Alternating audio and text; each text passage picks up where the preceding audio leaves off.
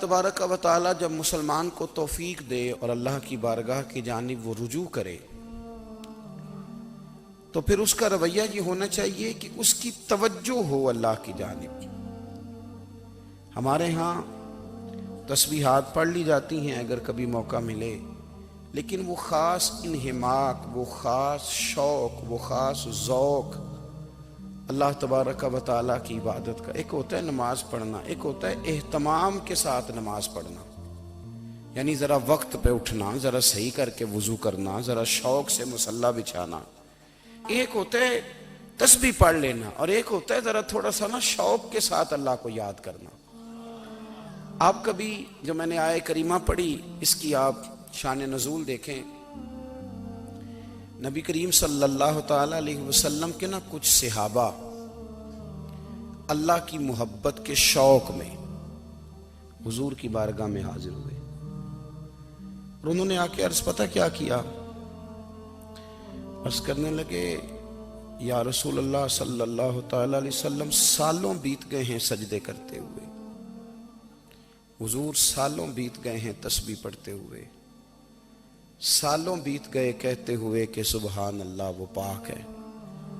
ہمیں سالوں بیت گئے یہ کہتے ہوئے کہ اللہ اکبر وہی سب سے بڑا ہے، سالوں بیت گئے کہتے ہوئے کہ الحمدللہ ساری تعریفیں اللہ کے لیے، سالوں بیت گئے اس کی تسبیح کرتے، تحلیل کرتے، تکبیر کہتے۔ حضور اب نہ ہمارا اپنے رب سے ملنے کو جی چاہتا ہے، کبھی اے حقیقت منتظر نظر آ نہ لباس مجاز میں، لاکھوں سجدے تڑپ رہے ہیں میری جبین نیاز میں۔ اور اقبال کہنے لگے کہ تیرے عشق کی انتہا چاہتا ہوں، تو میری سادگی دیکھ کیا چاہتا ہوں، میرا ذرا سا تو دل ہے مگر شوق اتنا، میں وہی لن ترانی سنا چاہتا ہوں۔ میرا بھی دل کرتا ہے کہ اللہ میں تجھے کہوں میں تجھے دیکھنا چاہتا ہوں جس طرح حضرت موسیٰ کلیم علیہ السلام نے کہا تھا، اور تو مجھے کہے کہ لن ترانی تو نہیں دیکھ سکتا، ذرا سا تو دل ہے مگر شوق اتنا، میں بھی وہی لن ترانی سنا چاہتا ہوں۔ پھر کہنے لگے بھری بزم میں راز کی بات کہہ دی، بڑا بے ادب ہوں سزا چاہتا ہوں۔ دیکھو سب لوگوں کے بیچ ہی میں نے یہ کہہ دیا۔ میرے عزیز صحابہ نا شوق میں، کتنے سارے لوگ ہیں آپ، کتنی ماشاءاللہ بڑی تعداد میں آپ آئیں، ہم بھی کبھی اس شوق میں گئے ہیں کہ ہمارے رب کو دیکھنے کو دل چاہتا ہے، ہمارا جی چاہے وہ کبھی ہمیں ملے۔ حضرت عبداللہ ابن عمر رضی اللہ تعالیٰ عنہ حضرت عمر کے صاحبزادے، مکہ مکرمہ میں ان کی قبر ہے۔ میں نے جب انہیں پڑھا تو مجھے ان سے بڑا پیار ہو گیا، لیکن آپ کو پتہ ہے وہاں جا کے کسی شخص کا مزار تلاش کرنا یا پوچھنا ایک مشکل کام ہوتا ہے۔ تو ایک دفعہ میں مکہ شریف میں حاضر تھا تو ایک گاڑی والا ڈرائیور مجھے کہنے لگا کہ مولانا میں آپ کو جانتا ہوں، مجھے آپ سے محبت ہے، ایک بات بتاؤں آپ کو؟ میں نے کہا بتاؤ۔ کہنے لگے حضرت عبداللہ ابن عمر کی قبر دیکھنی ہے۔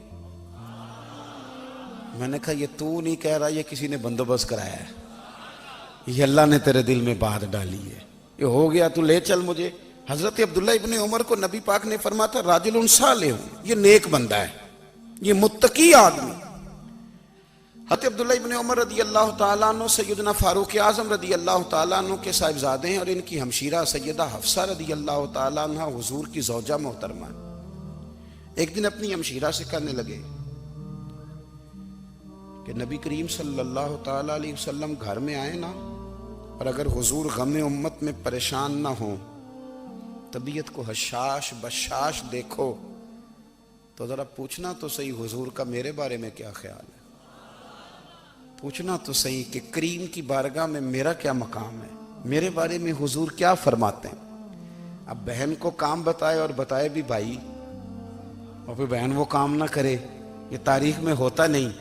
حضرت عمر فاروق رضی اللہ تعالیٰ عنہ کی صاحبزادی ام المومنین رضی اللہ تعالیٰ عنہ فرماتی ہیں کہ میں تو بس منتظر تھی، انہوں نے تو کہا تھا نا کہ اگر تم حشاش بشاش دیکھو تو بات کرنا، لیکن حضور تشریف لائے، میری باری تھی، میرے گھر تشریف لائے، کھانا پیش کیا تو فوراً میں نے عرض کی حضور ایک بات پوچھنی تھی۔ تو حضور نے فرمایا پوچھئے۔ میں نے عرض کی حضور میرے بھائی عبداللہ ابن عمر کے بارے میں آپ کا کیا خیال ہے؟ نوجوانوں میری بات پہ غور کرنا، میرے بھائی کے بارے میں آپ کا کیا خیال ہے؟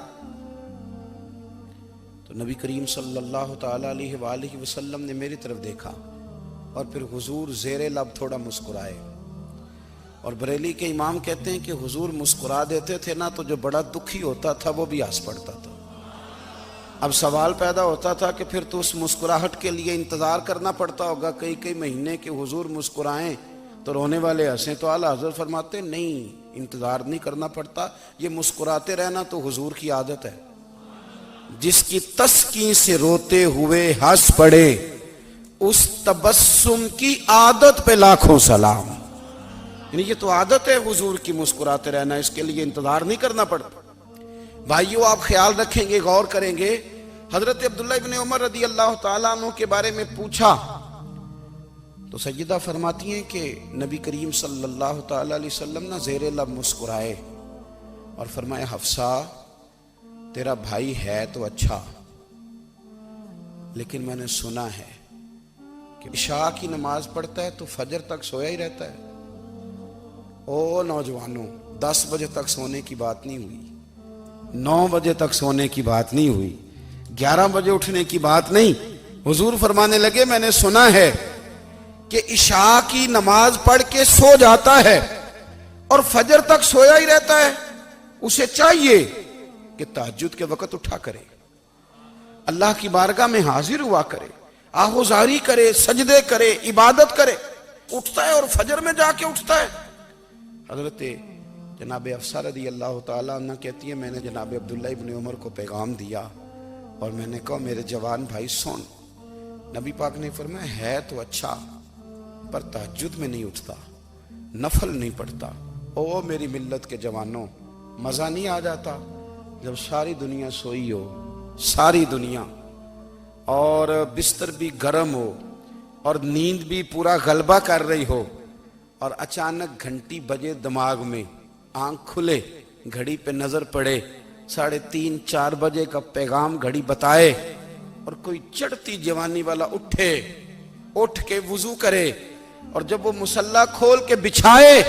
تو مدینے والے محبوب کہتے ہیں کہ ہر نماز پہ رب ثواب دیتا ہے، اور جو اٹھ کے تہجد کی نماز پڑھے اسے دیکھ کے تو رب مسکراتا ہے، جو اس کی شان کے لائق ہے، جو اس کی شان کے لائق، وہ مسکراتا ہے، خوش ہوتا ہے کہ میرا بندہ تہجد میں اٹھ گیا۔